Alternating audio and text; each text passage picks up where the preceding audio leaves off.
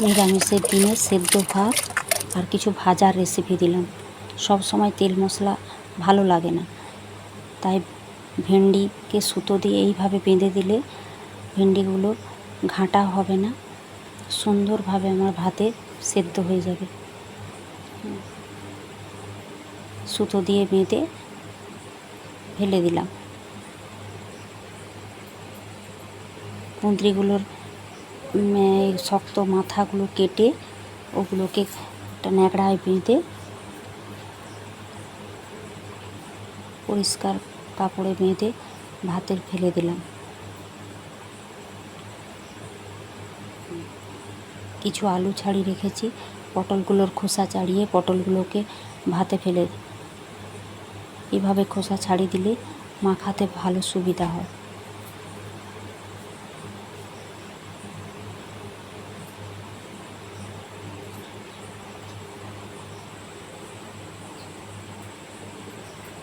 জল দিয়ে ভালো করে ধুয়ে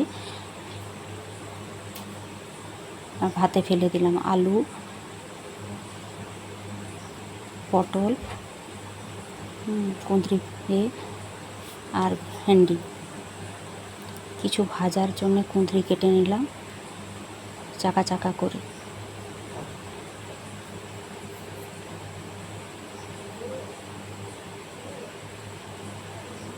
পটলের ছোল ছাড়িয়ে পাকা পাকা পটলগুলোকে ভাজা কেটে নিলাম।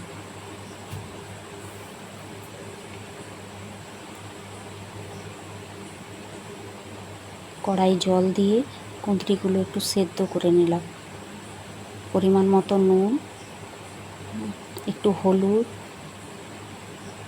দিয়ে নেড়ে একটু ভালো করে একটু সেদ্ধ করে নিলাম। কড়াইতে তেল দিয়ে কিছু শুকনো লঙ্কা ভেজে নিলাম। ওই তেলে কড়াতে আর একটু তেল দিয়ে কিছু বড়ি ভেজে নিলাম। বড়িগুলো আমার ভাজা হয়ে গেছে লাল লাল করে।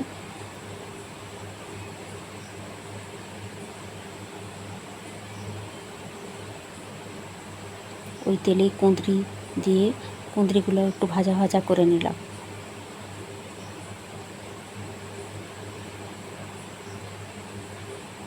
এপাশ সেপাশ করে উল্টে পাল্টে কুঁদরিগুলোকে লাল করে ভেজে তুলে নিলাম। ওই আর একটু তেল দিয়ে তেলটা গরম হয়ে গেলে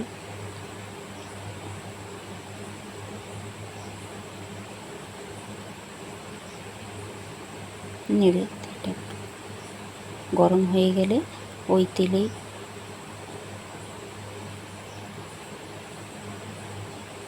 পটলগুলো ফেলে দিলাম।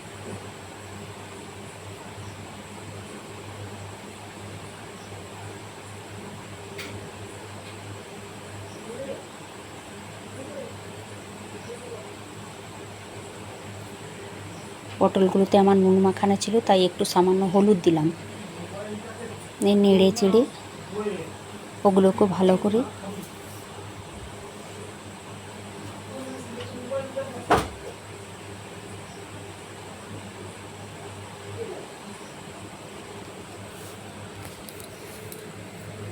পটলগুলো আমার ভাজা হয়ে গেছে, ওগুলোকে আমি তুলে নিলাম। তারপরে ওই ভাতে দেওয়া কুঁদরিগুলো বার করে ভালো করে চটকে তার সঙ্গে পটলের জলগুলোকে ফেলে দিলাম। পটলটা বার করে পটলগুলোকেও মাখিয়ে নিলাম। তার ভেন্ডির শক্ত বকগুলোকে ছাড়িয়ে ভেন্ডিটাকেও ভালো করে মাখিয়ে নিলাম।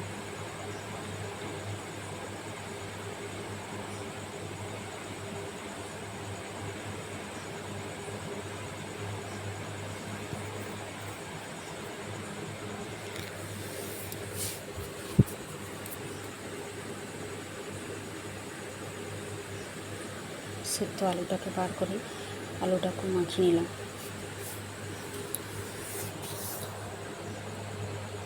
কিছু শুকনো লঙ্কা, ভাজা যে লঙ্কাটা ভেজে রেখেছিলাম ওই লঙ্কা তেল নুন করে ভালোটি করে মাখিয়ে নিলাম।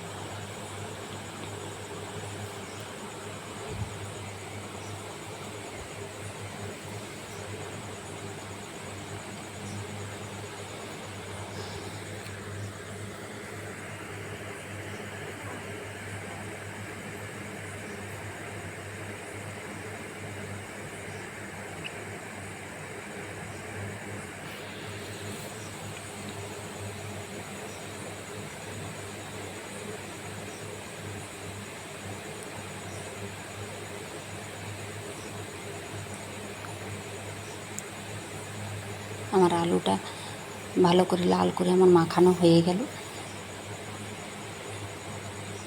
এবারে কুঁদরি, ভেন্ডি, পটলটাকেও লঙ্কা তেল দিয়ে মাখিয়ে নিলাম।